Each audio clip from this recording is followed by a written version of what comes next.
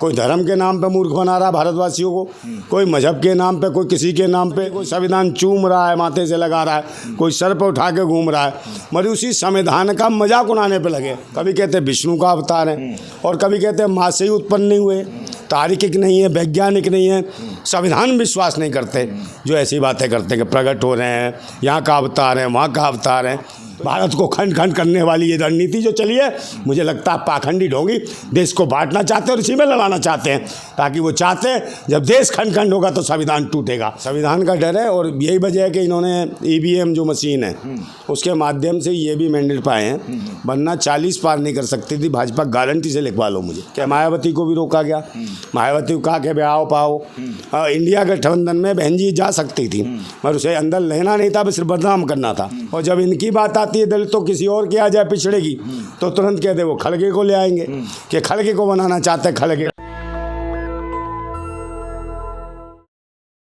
Sir क्या कहना चाहेंगे, देश में एक नई बहस छिड़ी है कि हिंदू हिंसक होते हैं, हिंदू हिंसक नहीं होते हैं। आपने सुना होगा संसद के अंदर जो सत्र चल रहा था तो नरेंद्र मोदी कह रहे थे और राहुल गांधी, इसी बात पे चर्चा चल रही है कि राहुल गांधी ने हिंदुओं को हिंसक कहा है। आप क्या कहेंगे? देखिए मेरा मानना यह है कि कोई कह रहा है हिंदू हिंसक होते हैं, कोई कह रहा है नहीं होते हैं, कोई कहता है हिंदू समाज पे हमला है, कोई कहता है तो ये ठेकेदार है क्या राहुल गांधी या नरेंद्र मोदी?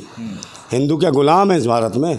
और सही बात है, गुलाम समझते हैं, समझो उनके ऊपर राजनीति कर रहे हैं, उन्हीं को मरवा रहे हैं। और किन के लिए कर रहे हैं? पाखंडियों के लिए, ढोंगियों के लिए। कोई धर्म के नाम पे मूर्ख बना रहा है भारतवासियों को, कोई मजहब के नाम पे, कोई किसी के नाम पे, तो इससे उठ के ऊपर खड़ा होने की ज़रूरत है।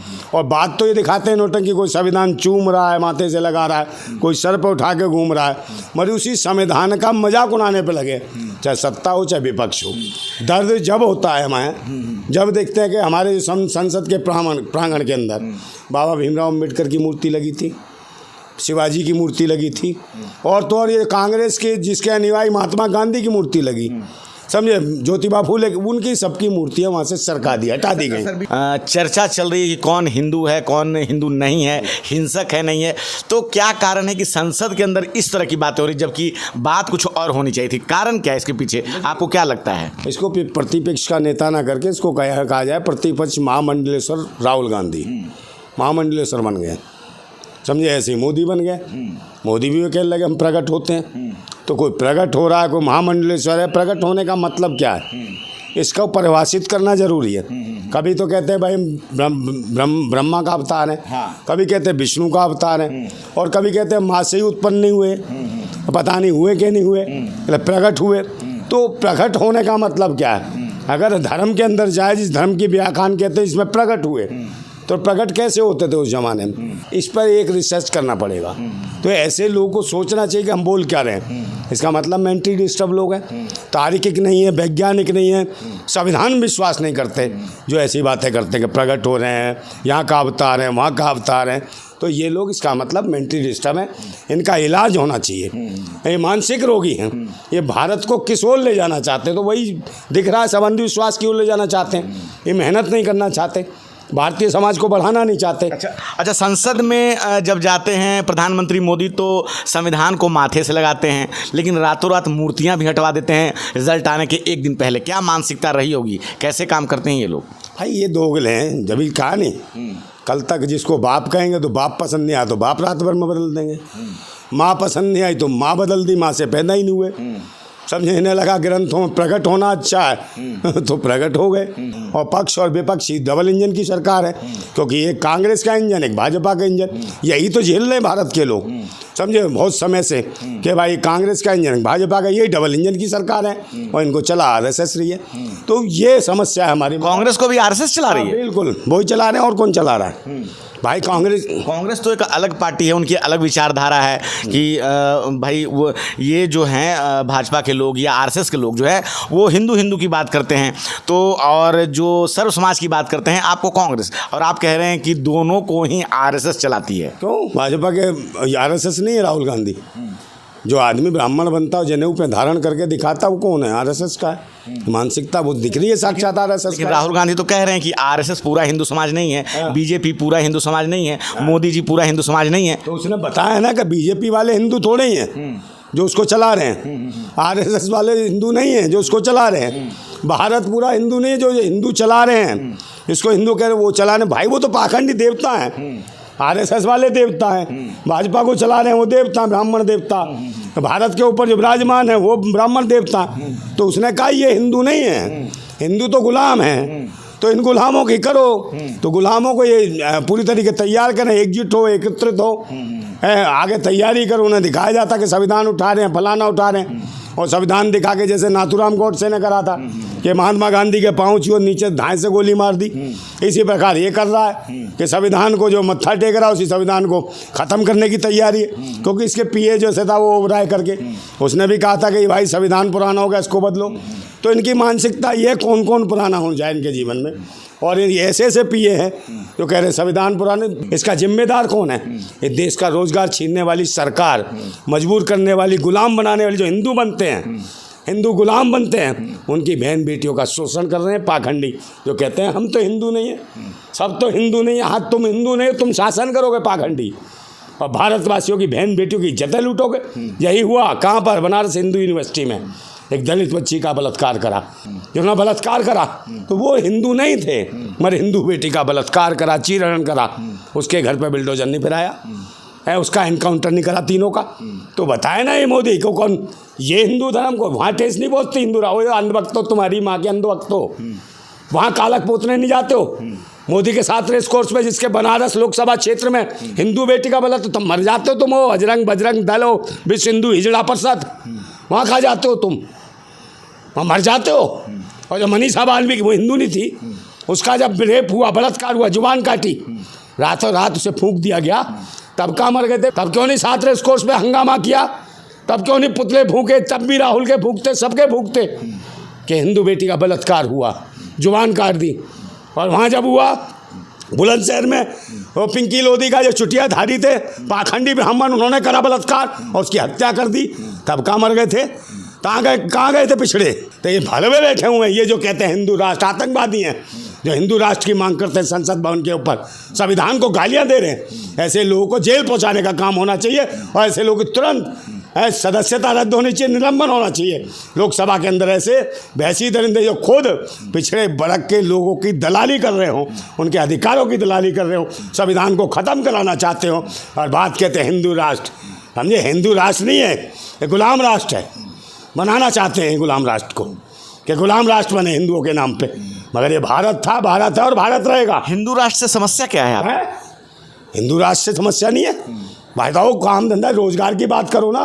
10 साल से सरकार थी, बार बार ये नोटंकी, भारत को खंड खंड करने वाली ये रणनीति जो चली है, मुझे लगता है पाखंडी ढोंगी, देश को बांटना चाहते हैं और इसी में लड़ाना चाहते हैं, ताकि वो चाहते हैं जब देश खंड खंड होगा तो संविधान टूटेगा, और हम संविधान को टूटने नहीं देंगे। एकजुट होंगे बाबा साहेब के उसी वचन को लेके कि संगठित हो, शिक्षित बनो, एक हो जाओ और भारत को मजबूत बनाओ, भारतीय संविधान को आगे बढ़ाओ। और जब भारतीय संविधान की सोच और विचारधारा आगे बढ़ेगी, निश्चित रूप से भारत पूरी दुनिया पर शासन करेगा। नीट को लेके एक बवाल समचा हुआ है, संसद के अंदर भी, संसद के बाहर भी, सड़कों पे भी लगातार विरोध प्रदर्शन जो है छात्र संगठन भी कर रहे हैं, लेकिन सरकार कोई स्पष्ट कार्रवाई नहीं कर रही है। इस बात को मानने के लिए भी तैयार नहीं कि पेपर कहीं लीक हुआ है। सरकार का कहना है कि कुछ सेंटरों पे गड़बड़ियां हुई हैं, मामला कोर्ट में है, 8 जुलाई को है।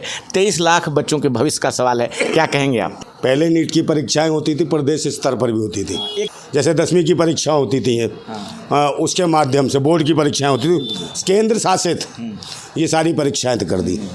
तो केंद्र के हिसाब से हो रहा घपला। आज डॉक्टर बन रहे हैं जो परीक्षाओं पास करा दिए, अब बाकी बच्चे, लाखों बच्चे रो रहे हैं कि पेपर लीक हो गया, तो हमारी परीक्षाओं का क्या होगा? और इसका मतलब पैसा, बहुत मोटा पैसा लिया इस भारत सरकार ने, जो बैठे हुए हैं मोदी सरकार में पैसा लिया, और उनके लोग जो लालाओं के बच्चे हैं जिन्हें आप वैसे आरक्षण के नाम पर कोसेंगे, ये पैसे के आरक्षण के नाम पर जा रहे हैं, और कितने लोगों का कत्ल करेंगे डॉक्टर बनने के बाद, ये सोचने का विषय है। इस पर ईडी सीबीआई जांच बैठनी चाहिए। दूसरे नंबर, ये परीक्षा जो है रद्द करके नई परीक्षा होनी चाहिए, नए बच्चों की परीक्षा होनी, दोबारा नीट का एग्ज़ाम होना चाहिए, चाहे परीक्षा, चाहे पुलिस भर्ती की हो, वो भी लीक होती रही हैं। बहुत सारी परीक्षाएं लीक हुई हैं। क्या लगता है प्रधानमंत्री मोदी जब चुनाव में जाते हैं तो भारत के युवाओं की बात करते हैं, युवाओं को भारत का भविष्य कहते हैं, लेकिन जब आज 23 से 24 लाख बच्चे के एग्ज़ाम की बात है, उनके भविष्य का सवाल है, 1 महीने से ज़्यादा हो चुके हैं और अभी तक कोई स्पष्ट फैसला नहीं आया है। बच्चे परेशान हैं, कई बच्चे तैयारी करते हैं, साल 2 साल 3 साल, उनका पैसा खर्च होता है, उनकी ऊर्जा खर्च होती है, कई बच्चे इस अवस्था में जाके आत्महत्या तक कर लेते हैं। क्या कहेंगे? विकास तो करते हैं मोदी जी, विकास में कमी नहीं छोड़ते। जो कमज़ोर हो, पतला हो, मांग रहा हो, सिलेंडर मांग रहा हो, रोटी चपाती मांग रहा हो, उसको पराठे से लेके गोलगप्पा तक तैयार करके उसको छोड़ते हैं मजबूत बना के। इस चुनाव में सबसे ज़्यादा मुद्दा जो रहा वो संविधान बचाने का मुद्दा था और सरकार जो बीजेपी की थी पहले 303 पे वो थे अकेले, मतलब उनकी सीटों की संख्या 303 थी पिछली सरकार में, और अब जाके वो 240 हो गए हैं। क्या लगता है, संविधान जीता है, संविधान हारा है, जिस तरह से अब ये भाजपा जो है बहुमत से दूर हो गई है? संविधान हारा या जीता नहीं, संविधान का डर है, बस संविधान का डर है। और यही वजह है कि इन्होंने ईवीएम जो मशीन है उसके माध्यम से ये भी मैंडेट पाए हैं, वरना 40 पार नहीं कर सकती थी भाजपा। गारंटी से लिखवा लो मुझे, अभी भी ईवीएम पर हमें विश्वास ही नहीं है। ये तो मैनेज करा है इन्होंने, इसको सीट, इसको सीट, इसको सीट।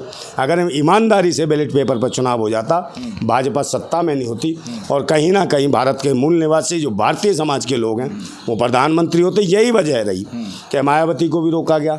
मायावती को कहा कि आओ पाओ, इंडिया गठबंधन में बहन जी जा सकती थी, मगर उसे अंदर लेना नहीं था, बस सिर्फ बदनाम करना था, क्योंकि वो चाहते थे कि भाई आ जाए इंडिया गठबंधन में बहन जी, मैं राहुल गांधी को एक्सेप्ट कर लें।